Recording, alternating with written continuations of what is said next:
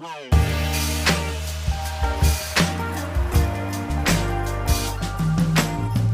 right. Hey, welcome to the Locker Room Podcast. So excited to be talking about Genesis 1. Rod and Libby, great to have you. Hey. Yeah, it's great to be here. Good to be here. This is kind of our first of the deep dives into the text that we're going to be doing. And I think the most relevant question to begin with is why Genesis and why now? Yeah.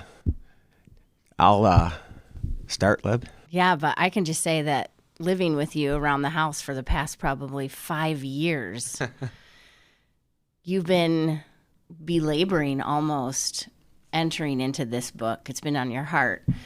It's been something you've been convicted of for a long time. And so specifically, why now? Because you actually have been thinking about it for a very long time and feeling the call of God, actually, to step into it, but also with fear and trepidation, knowing that Genesis is this ocean of beginnings, actually. Mm-hmm. So why not? What gave you the guts and the grit now to be like, okay, we're going to tackle this? First and foremost, we absolutely love the Bible.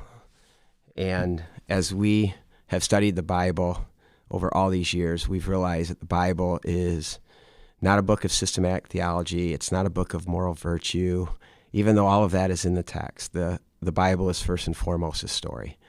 And to really understand the depth and breadth of a story, you have to go back to the beginning. And so for us to know the story and to know the beginning of the story, because at the beginning of the story, not only are the plots, the themes all established, but especially the characters. And the most important character in the whole Bible is God. And I want to be a church that knows this God, that we don't just know the God of the New Testament or the God who's my good friend in Jesus. In fact, I want to understand Jesus in light of this God because he is God. And so therefore, he's more than friend. The first thing that is said about God is that he is the creator of the universe. And if our minds could just even grasp that, which it can't, our finite minds cannot even grasp how great, how big, how awesome, how amazing this God is. Like I was even thinking on Sunday, it was a sunny day on Sunday. I was wishing I'd told the whole church, just go outside and do your best to look directly in the sun today. And then without going blind. Yes. And then just everyone think comes about back the next week and they're like, I can't see anymore. Yeah, and then they're going to start cursing Rod, their pastor. But anyway, to think that God made billions upon billions of those suns. He isn't the sun. He made the sun. So can you talk about that a little bit? Because this creation account stands in direct opposition, juxtaposition of the type of literature that was circulating at the time that was all about violence or about the created things being actually the creator itself. Yeah, and again, I mean, to try to get into their shoes without just their understanding of our science and cosmology and astronomy and astrology, their understanding of the world was essentially what they could see, what they could see in front of them, what they could see above them and below them, and to make sense then of these texts. But God also is making sense of himself to people who have that kind of understanding. And therefore, but again, they're coming up with their own creation accounts. And like you said, Tryg, all the creation accounts that we have, whether it's from the Babylonians, the Assyrians, the Egyptians, the list goes on and on. Creation is seen as an act of war. It's an act of violence. There's blood, there's gore. And the winning God comes forth and comes through all of that. And he now is, in essence, the big bully on the block that everybody has to serve. And that's so different than our God. The way he creates. There's no violence, there's no gore, there's no death. The power of his word. But anyway, I mean, going back to just why, too, I mean, I talked about the character of God, but think about the other important characters, humanity. And the role that we play in this is massive. Right out of the gates, God created us to look like him, these little miniatures of himself, for a grand purpose. God is a partnering God. He wants to partner with humanity to do what? And we'll talk about this more in the weeks to come, but I'll start with this. God created a good world. Think about that.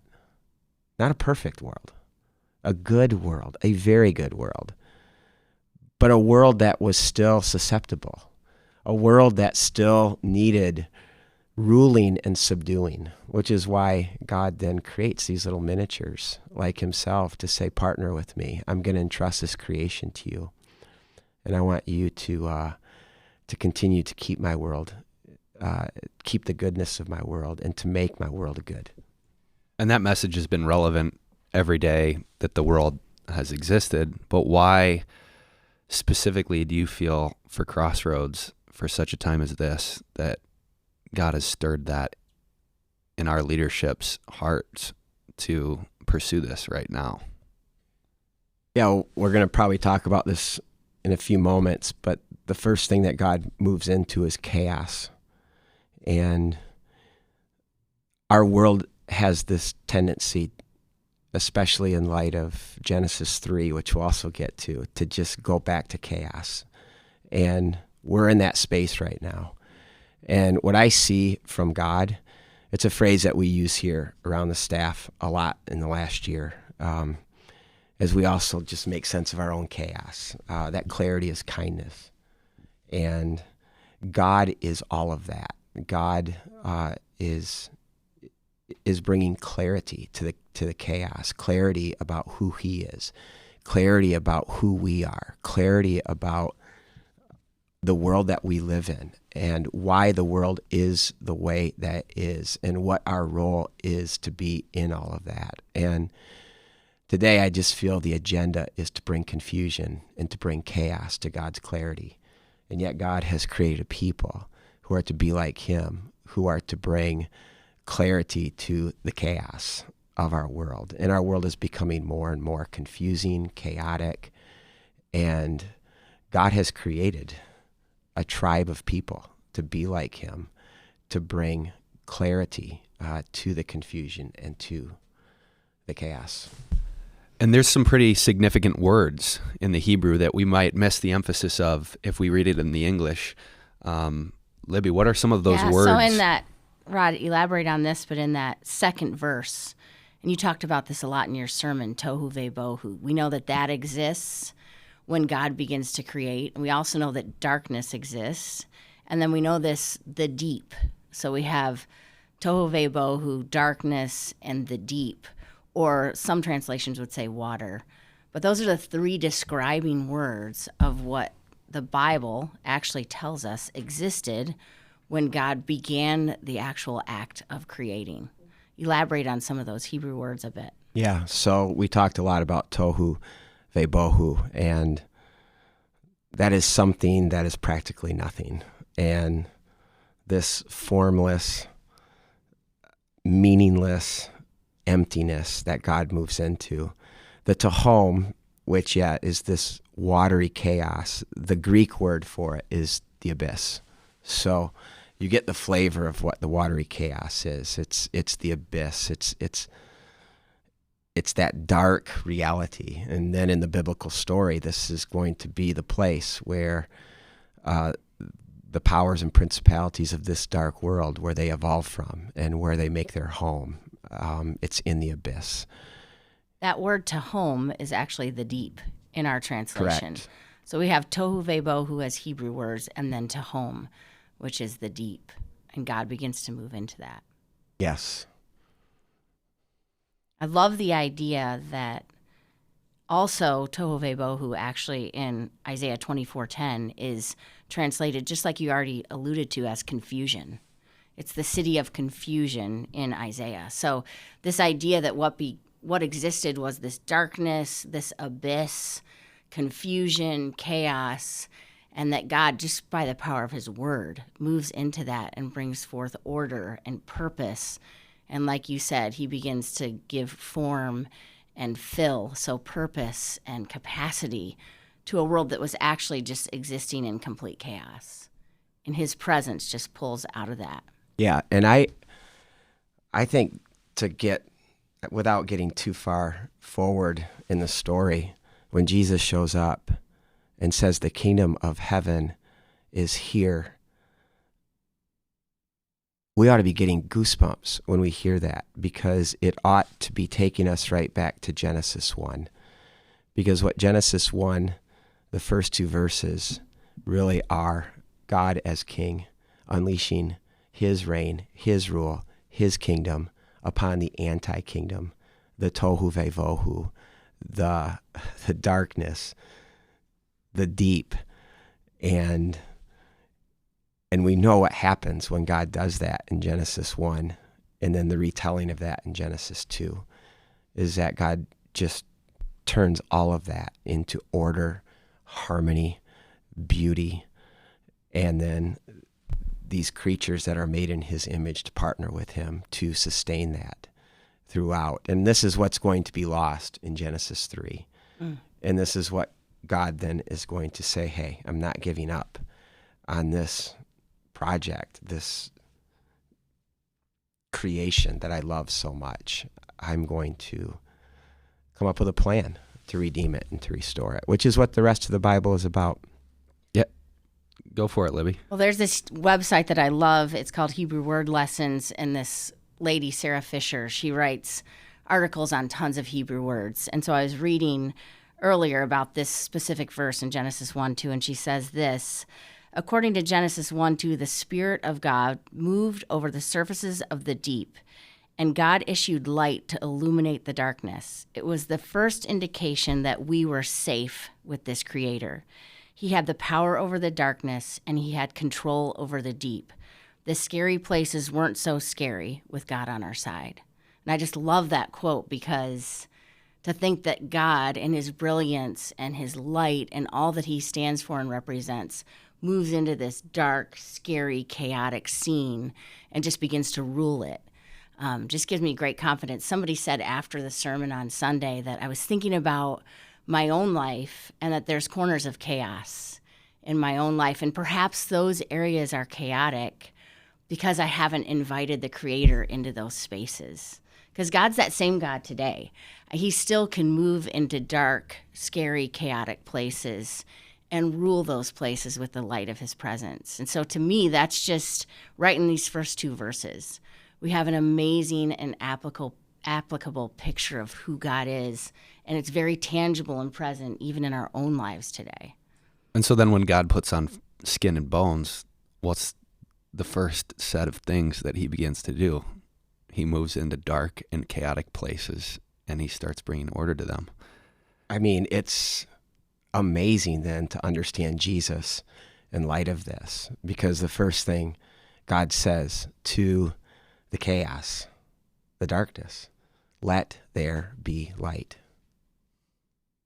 And creation begins with the light entering the darkness. Paul then, seeing this cosmic reality and Christ within that cosmic reality, says the light of the knowledge of the glory of God, the God who said, let there be light. He says that light shines in our hearts to give us the light of the knowledge of the glory of God, which is in the face of Christ, which Paul is saying that Christ is that light that God spoke into the darkness in Genesis chapter 1. Totally. We were just talking about this a couple days ago. Like, this isn't just theologically true, it's experientially true. I mean, I know for me, my worst thoughts are always at night. You know, my roughest times are always in the darkness. And if I can hang on till the sun breaks, there's something that happens in my soul when that sun comes up, and I'm reminded that it's a new day and that his mercies are new. And even just the sun doing that does that in my heart. And I think that there's a reason for that. We're embodied creatures. We're made to live in this good creation that God has has given us, and that these things are representations of how God has set this whole thing up to work. And so maybe we can speak to that, like, especially in light of the fact that we are living in such a chaotic world. This is the relevance of Genesis today, that you don't look at the blueprints of a Ford Fusion until the Ford Fusion is broken, and now we need to look back at what it was supposed to be. And that's actually the relevance of Genesis, because who is this book given to specifically? Maybe we could talk about that. Yeah. Well, I mean, I'll just start with, before you said that, just connecting this to our world, which actually in my sermon I did so little of, and I left it thinking I should have done more of it. But then the emails I got back and the conversations I've had with people showed me that they made the connection. The connection of tohu vevohu. They connected the formless, the fragmentary, the emptiness that God entered into their own realities. Because we feel it. Yeah, for sure. We feel the formlessness in our own world. We feel the emptiness that can encroach into our lives, into spaces in our hearts. And like I had one person that just texted me and said, I so needed that sermon. My girlfriend just broke up with me. And the thing that I was feeling was formless and emptiness. And to think that God is the God that actually moves into that was just so helpful to see that.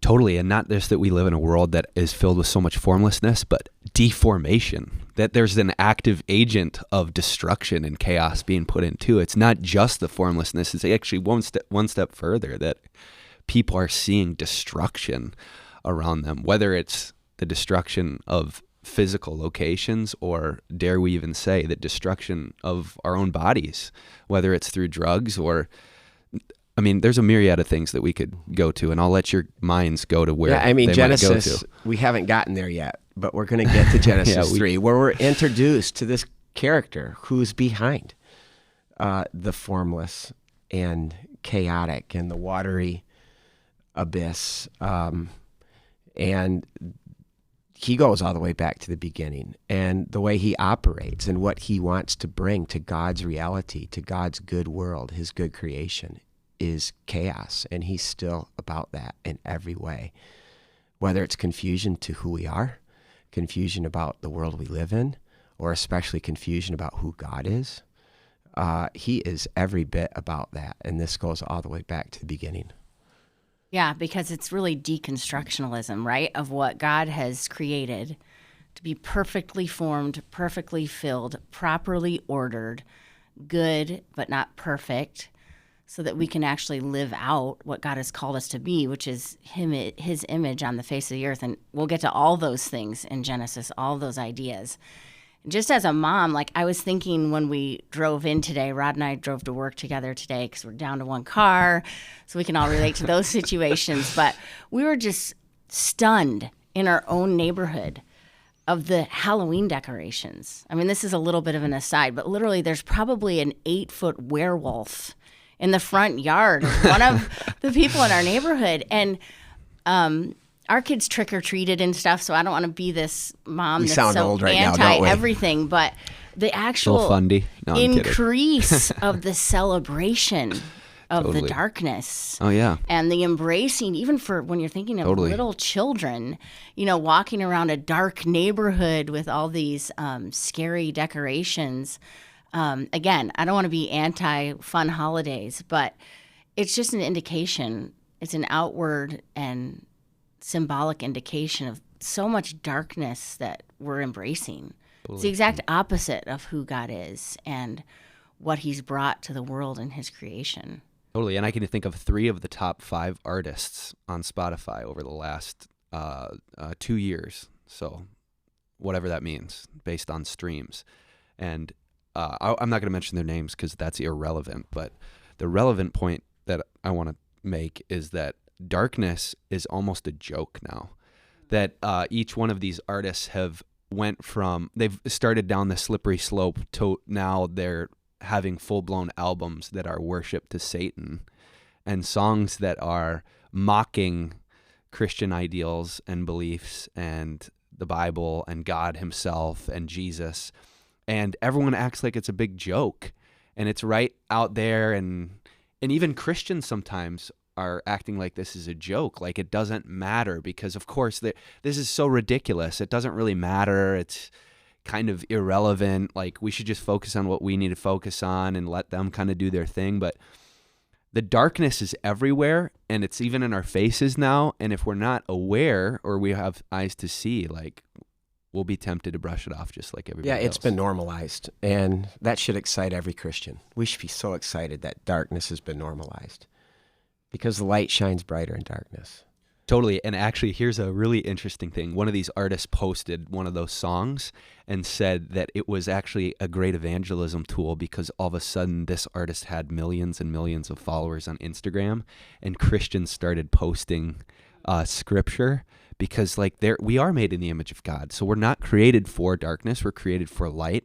And so right there in the comment section, God is using the comment section on Instagram for Christians to come on and put the contrasting light right below the darkness, and people are like coming to faith through Instagram comments. And I'm sitting there going like, Satan, what you designed for good, Yeah.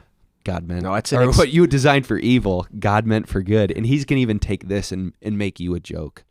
Yeah, so going back to that word that Libby said earlier, deconstruction. Well,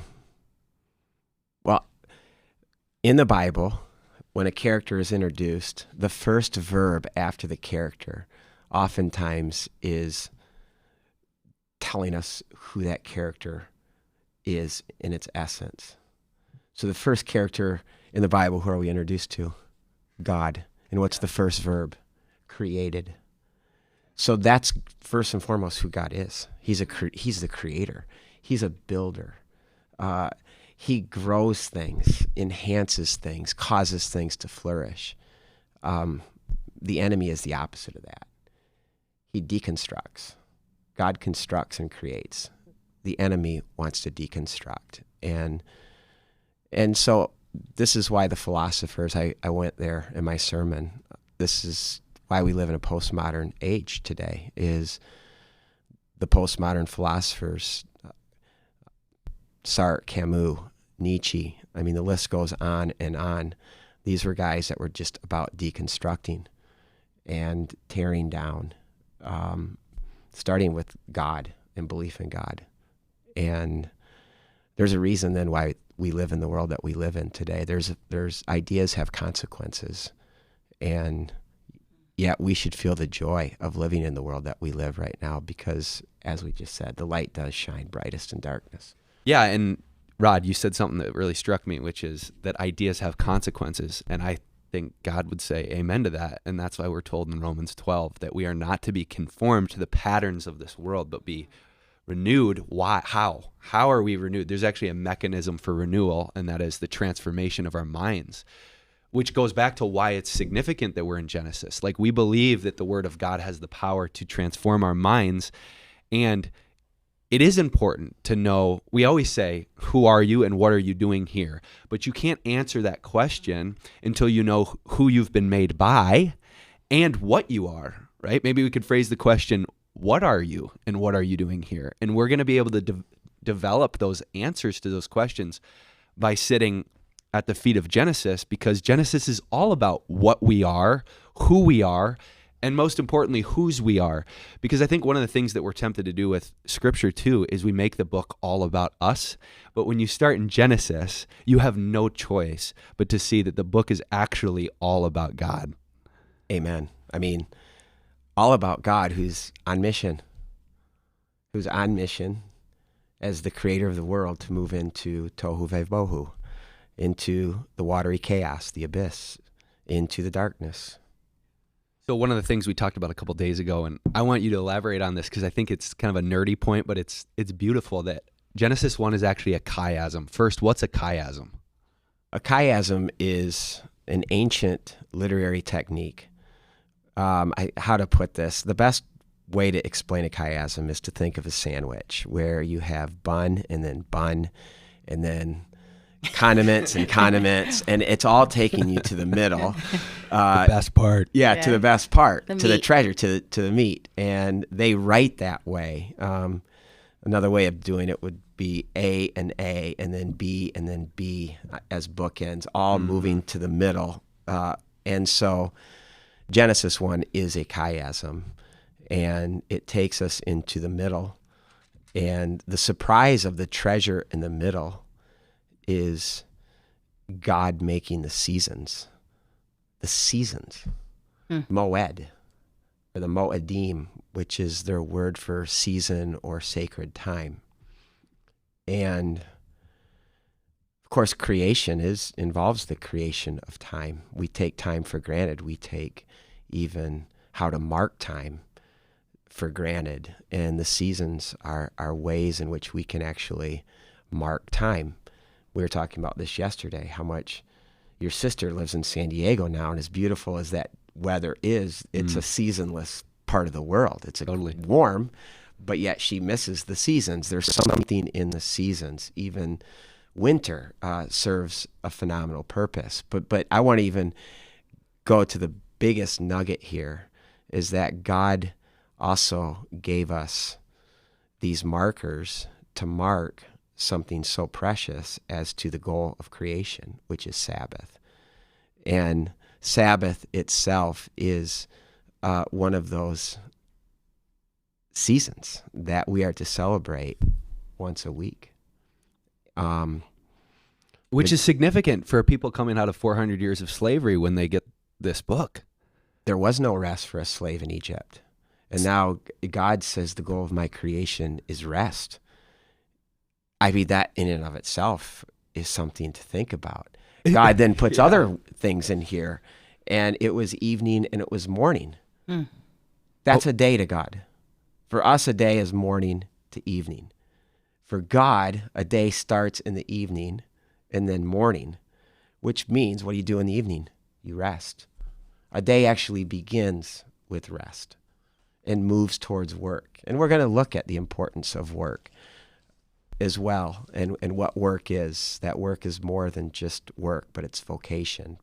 But that's for a later time. I want to just highlight, this idea of rest and Sabbath is all integrated in the first creation account. Well, and the implications are far-reaching for our culture, too, because, we might not be enslaved by the Egyptians. Like, we live in the most free society that the world has maybe ever seen, and yet we are still dealing with the effects of slavery to work, to restlessness, to busyness, to unceasing pursuit of money, sex, power, whatever it is. We're restlessly chasing those things. I even think of the things that we pursue for rest. It's just more mind-numbing things that keep us going and going and going. And then what's the why behind all of that? Why are people doing that? Because they're chasing rest. It's because it's who they are. They're trying to find out who they are through their work, through their activity, what they're pursuing. And what God is saying is, you are not your work. That's not who you are. I'm going to tell you who you are. But you're not going to be defined by your work, what you do, what you perform, what you accomplish. That is not the essence of who you are. Totally. And if we're made in God's image, then we should, if we actually believe that we are made in God's image, we should pattern our lives after the way God patterns or rhythms his own time and space. So we should recognize that in order to actually thrive, to be all that God created us to be, we should adopt that rhythm. We should start with rest.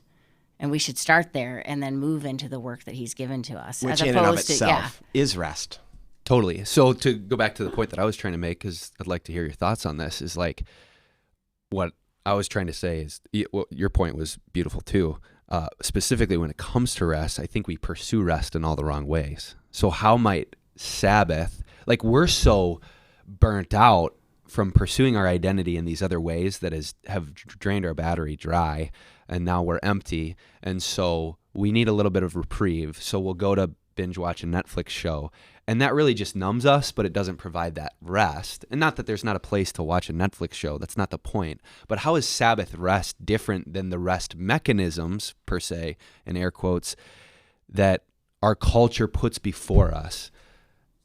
So if I hear your question right, I might not be right now, but that's part like we could understand rest to be taking a nap or like doing things that we like to do, which I'm not saying that that's not what rest is, but the word Sabbath actually means to cease, to stop, to lay down.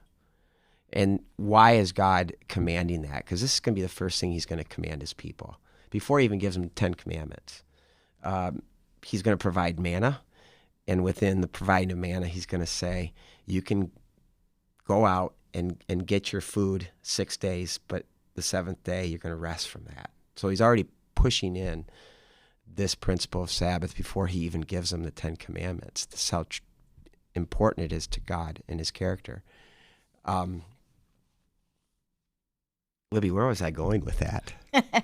Well, we think of rest, you said, as just a nap or whatever, but then you said it actually means to cease, to stop fully. Yeah, so God is really telling them, I want you to lay your work down for a specific purpose. Don't just lay it down to lay it down.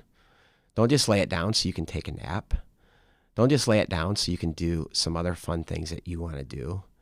Lay it down so you can stop getting your identity, your satisfaction, your sense of worth from your work. And I want you to find your identity, your worth in me. Totally.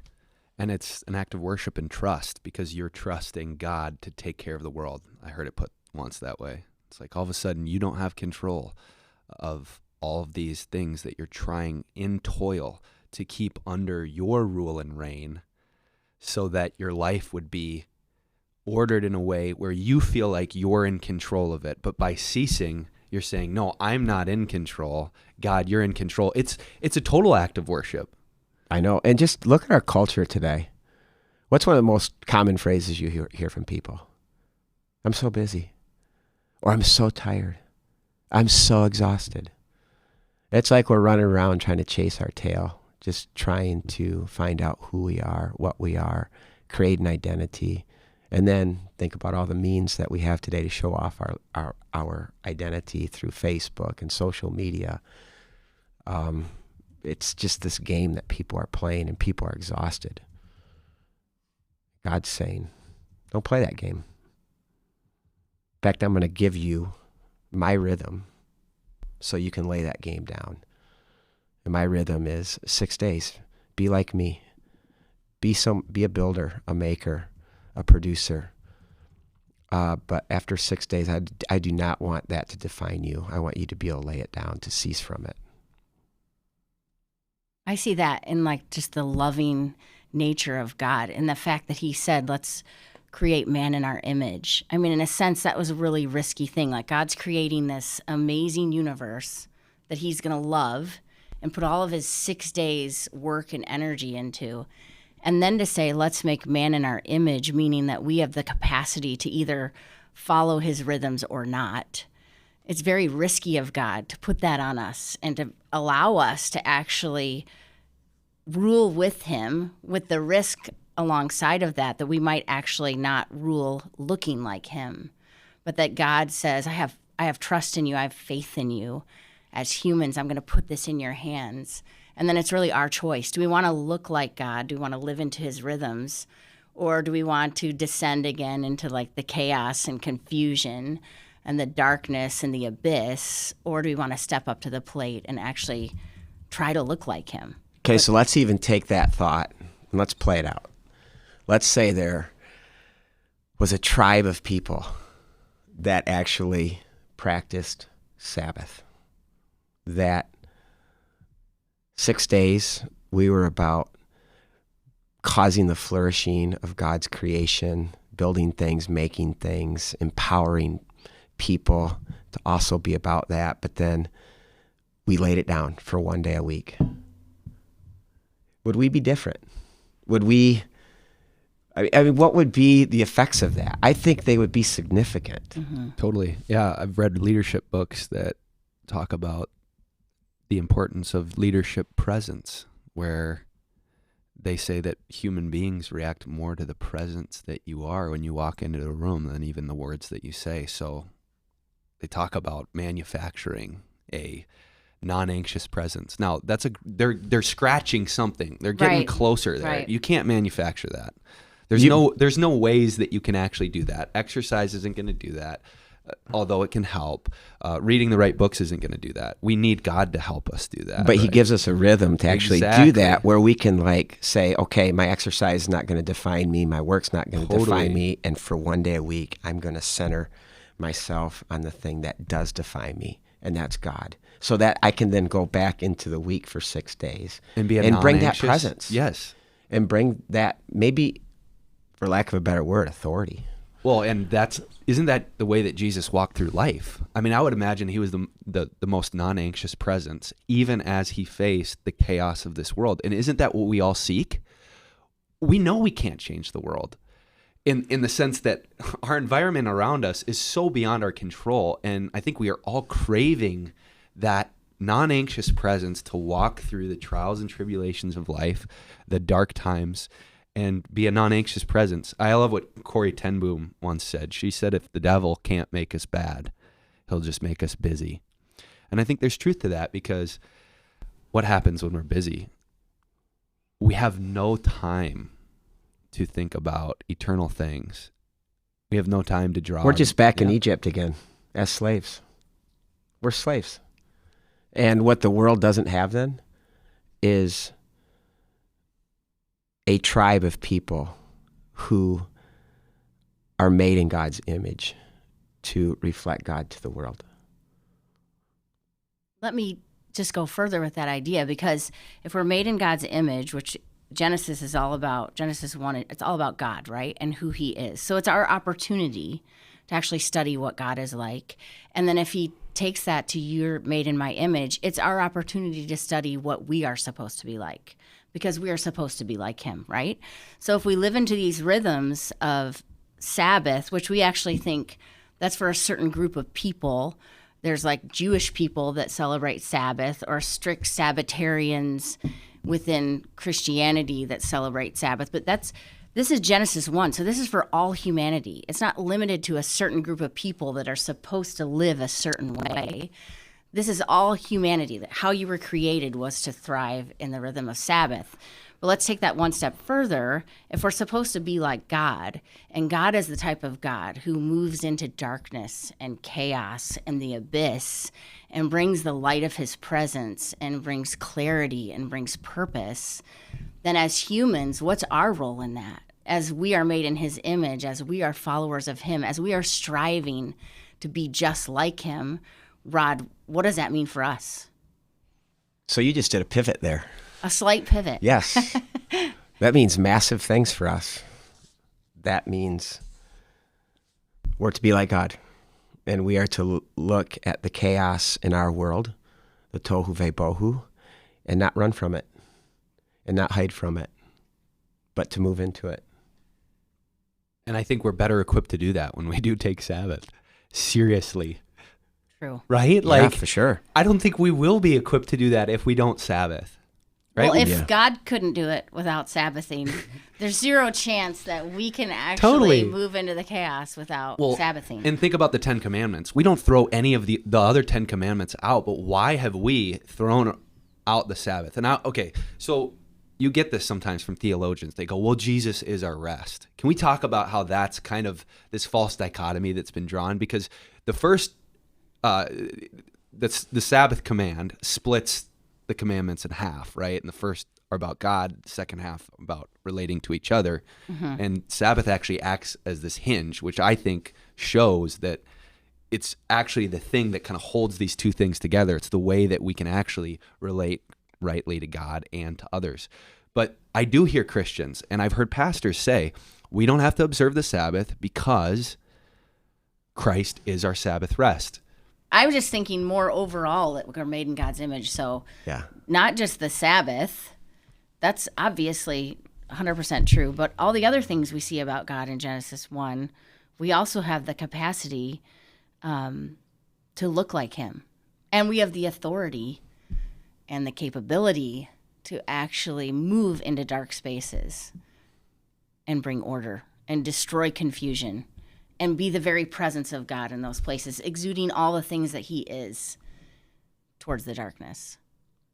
Totally, and that has massive implications, because Massive. if we are made in the image of God, then that means that our mandate is the same picture that we're given of God moving into that chaos, that now as little Christs and a kingdom of priests, which we love to use that language here at Crossroads, we are supposed to be those agents that go into our spheres of influence and bring order to a disordered world. Yeah, and I would say one of my biggest fears right now as a pastor is that in light of the chaos of our world,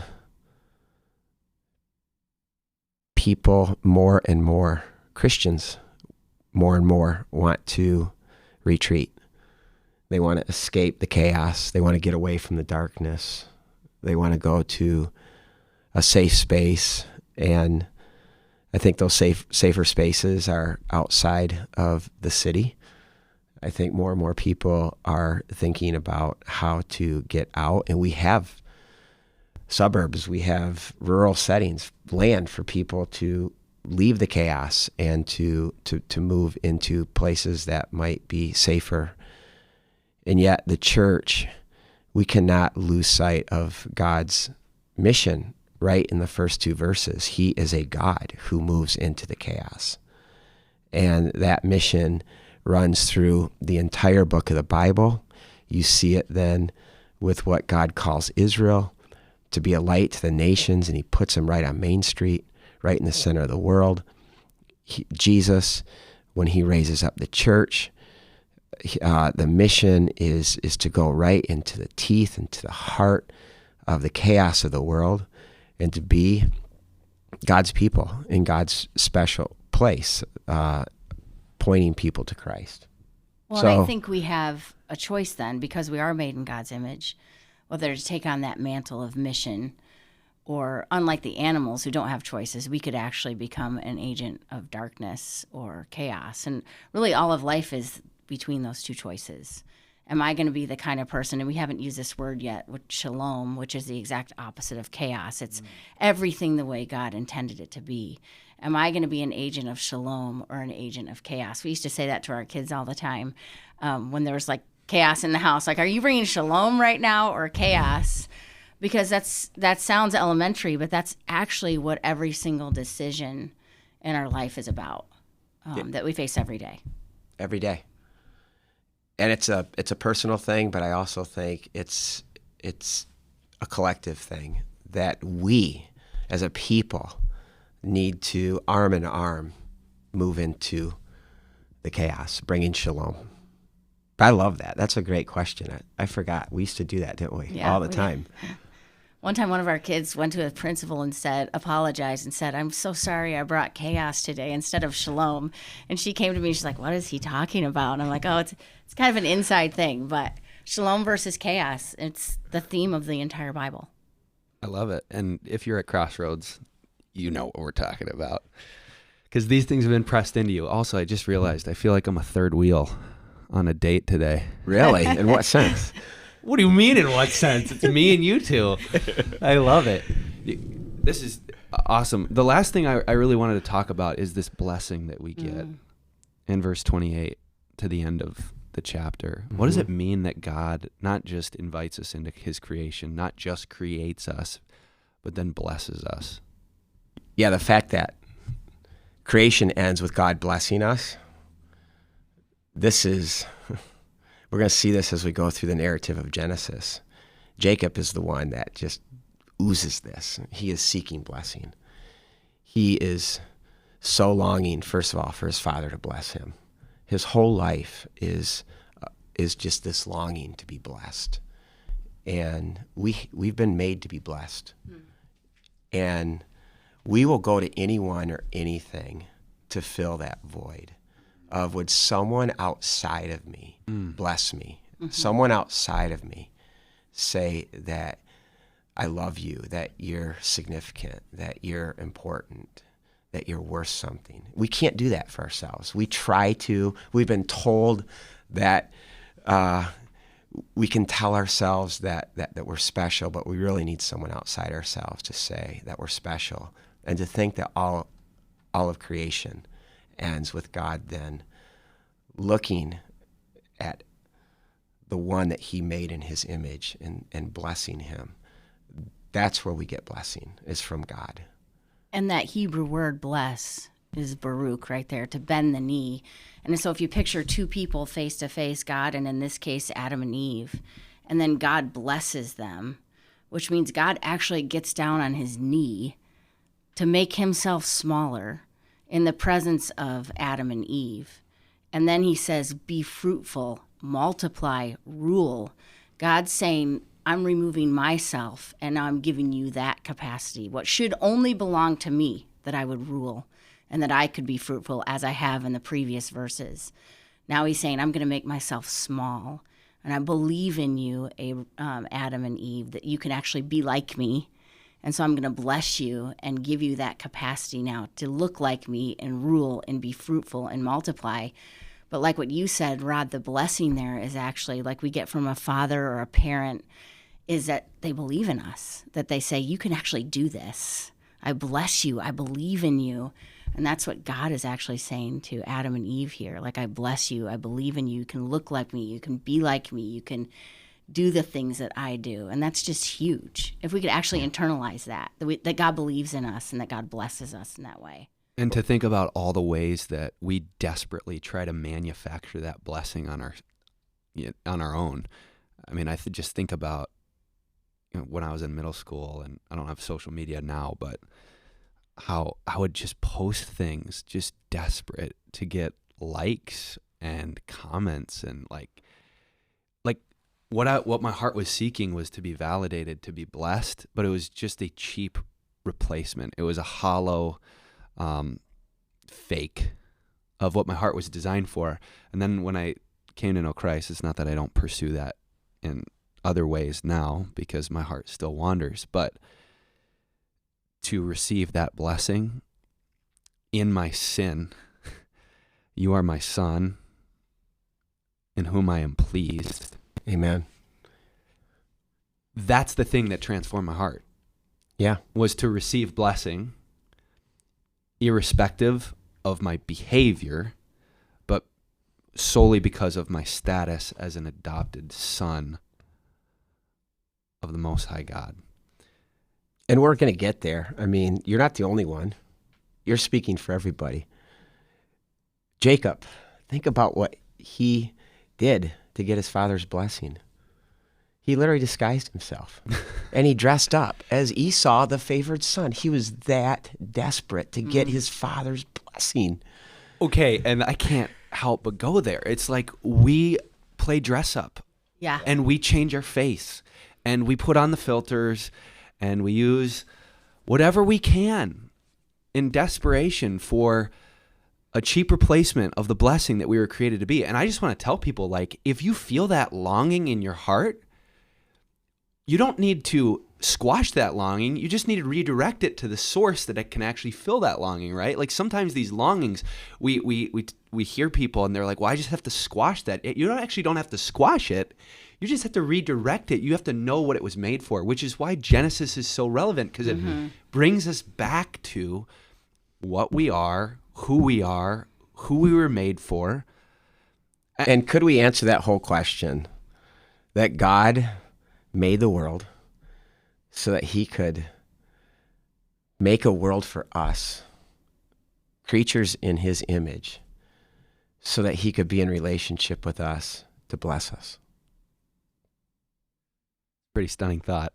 Well, there's this cool story that it's actually an ancient Jewish midrash that God is at the time of creation, of course, this is a Jewish midrash, so when we hear the verse, let us make man in our image, we think the Trinity, but they don't have a concept of that. So this is completely just made up. This is nowhere in the Bible, but a midrash is just someone's way of thinking about the Bible. That's what that means. And so the story comes out of that where God is with the angels and he says, let us make man in our image. And the angels say, no way, God, don't do it. It's too risky. They're going to ruin the whole beautiful thing you just created. And so God then destroys that choir of angels and creates another choir of angels and says, let us make man in our image. And they say, no way, God, it's too risky. Don't do it. And so God destroys those angels.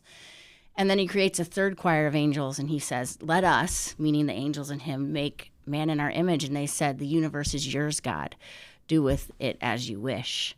And to me, that's just such a cool story because it shows the heart of God and that he's willing to take that risk and to make people that might ruin the whole thing just because think of it, if he hadn't made the people, it would have just continued to be beautiful. It would have been perfect because no animal had capacity to ruin anything. But he made people in his image just because he loves us. He wants to be in relationship with us. He believes that there's a piece of us that will choose to be like him so that he could bless us and put us on mission, even if that meant risking the whole thing, because he loves us so much. It's so scandalous, it's actually hard to comprehend. I know. So I'm going to turn us one more time to just get a little bit nerdy before we finish.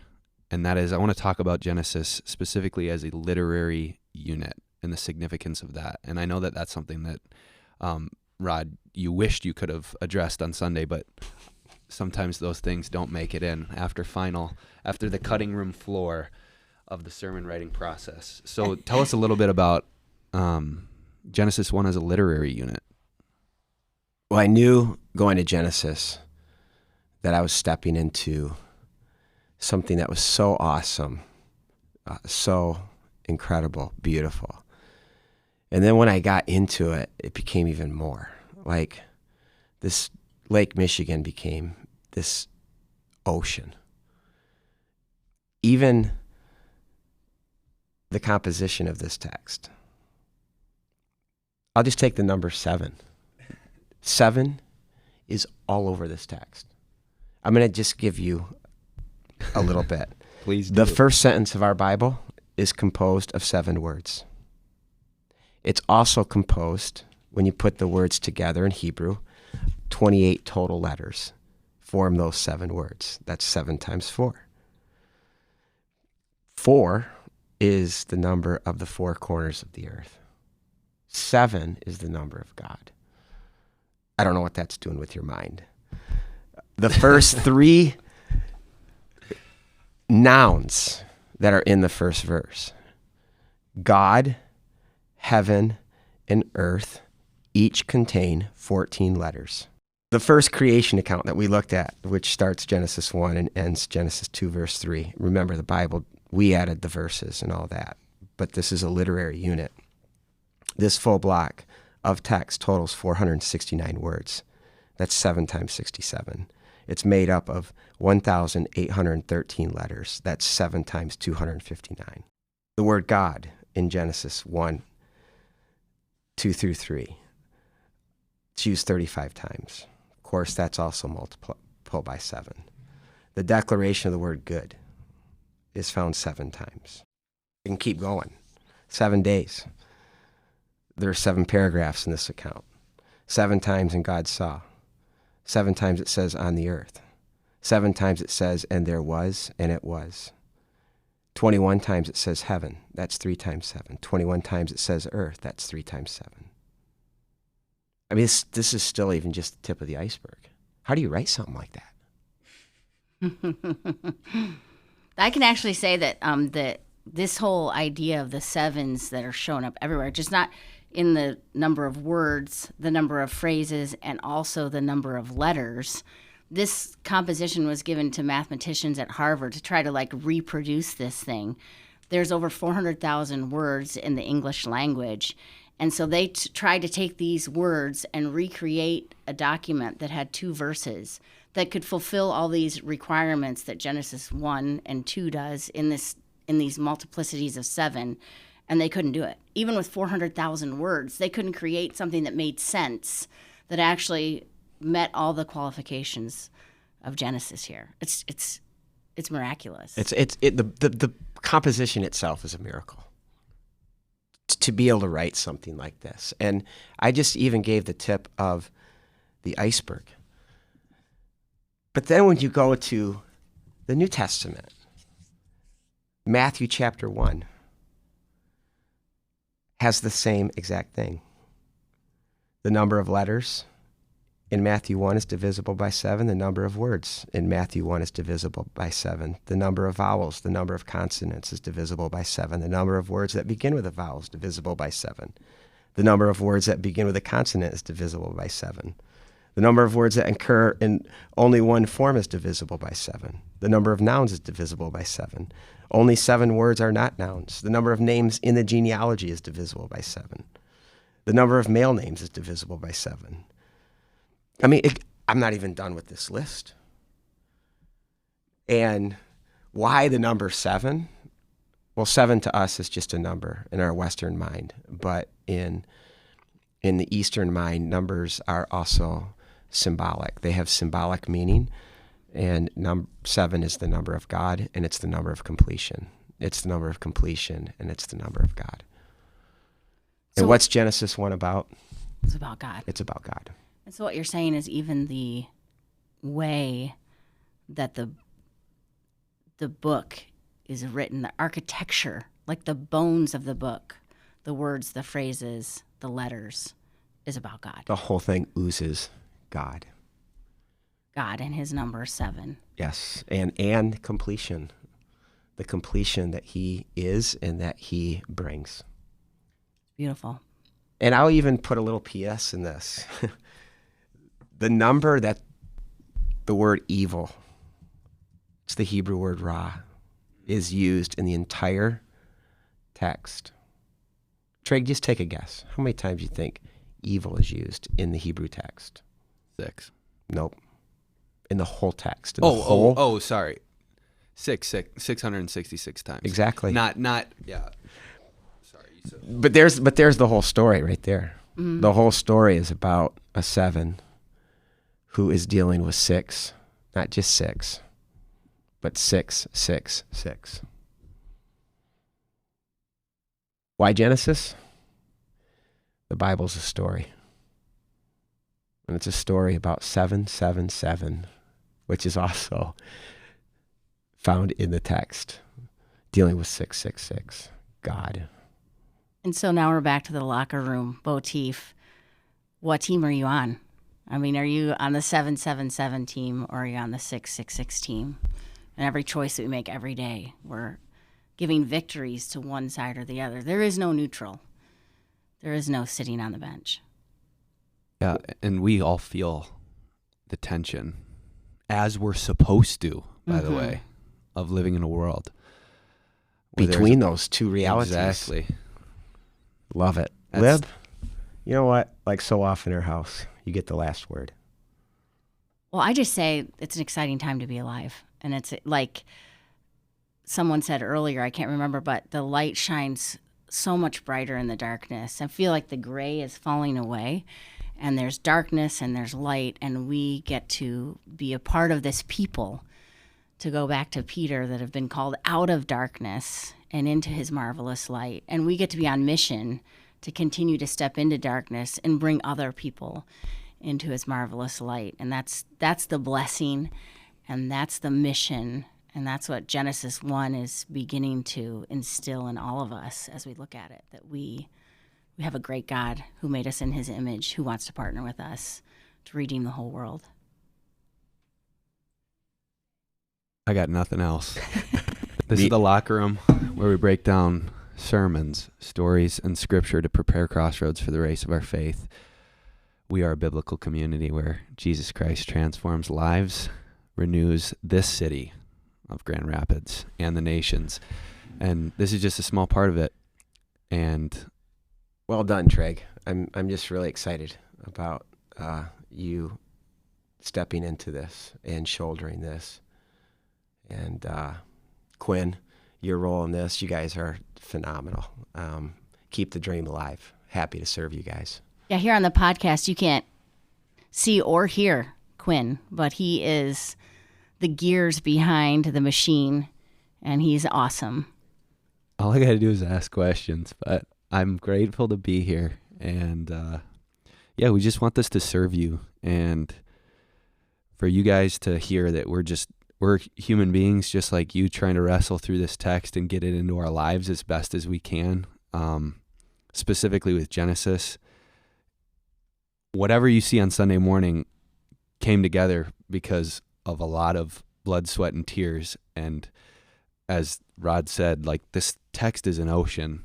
And so I just want you to know, like, if we don't hit on something that maybe you've been wrestling with, it's not because we haven't seen it that week. It's like we literally, I mean, just with the illustration of the sevens alone, you demonstrated that, like, that in and of itself could have been a sermon. So there's so much here. And that gets me excited, Libby. I know you were supposed to have the last word, but that gets me excited totally because what you're saying is there's potentially 777 sermons that could have been preached in Genesis 1. But also it just means that Sunday morning is what we say it is, which is the tip of the iceberg, and that this is just a tool to get us more inspired to dig into the Word of God ourselves. And that's it. And you guys we live in an age where we can all own a Bible, and that's pretty incredible. And we got to get to know this thing. I mean, I'm humbled just sitting in here. I got to get to know this thing better, because it is the Word of God, and it breathes life into our souls. So let's be a church. Hopefully, we're resourcing you to do that. Let's riff off Bible of that. Yeah, Quinn, you just Tryg, you just brought up the Bible plan. Yeah, let's do it. That you put on the website under the More tab. Read your Bible. Totally. Click on that. And every single one of us has capacity to dig into this word in our own personal Holy of Holies, in our rest Sabbath time, to actually step into drawing closer to God. And what I say to you at the very beginning, before I even came on, I feel like such a novice, especially after studying Genesis 1, because I am. It is an ocean. But let's all be a bunch of novices that are all in this together, learning the text. And that's the beautiful thing, because if Genesis 1 is true, then it is all about God, and it's not about us. And so we just do our best, and we trust that you know what? Jesus was there at the beginning. We know that from John 1, but the Spirit was too. We didn't even go there. Think about that. In the beginning was the Word. And then God chooses to dwell in us. I know. And open our minds to actually understand these things. So to your point, we don't have to shoulder the whole burden of getting every little detail out, because you thought that you left breadcrumbs on the table, and yet the Spirit was doing its work in people's lives, and here they are emailing you things that you hadn't even thought about, but that the Spirit had connected the dots to in their own lives. So, man, we're just so excited to serve you in this way. And hopefully this is of value to you. Keep giving us feedback. If you have any feedback or you have specific questions, even let's say you're reading through the Bible plan and you're in Genesis 25 3 days from now, and you're like, I have a question about that. Send it to the locker room at crossroads-bible.org. And when we get there, we'll try to get to that question. For sure. So just use that. And we'd love to serve you in any way that we can. So like I said before, this is the locker room, and we're glad that you're here. Have a great week.